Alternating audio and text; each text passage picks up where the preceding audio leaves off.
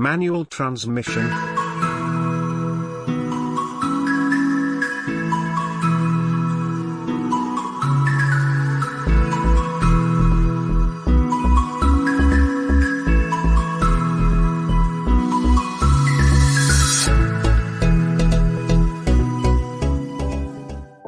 Car drivers decades ago drive only a manual transmission vehicle.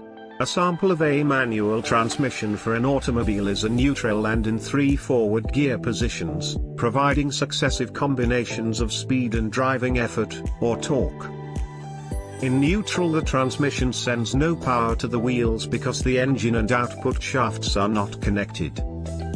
If the driver has shifted to first gear, forcing the large gear on the output shaft to move to the left, so that it engages a smaller gear on the engine shaft by means of the cluster gear.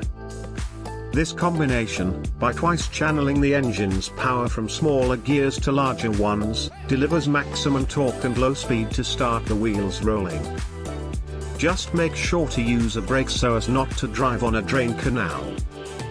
Thank you for watching. Don't forget to subscribe, like and share.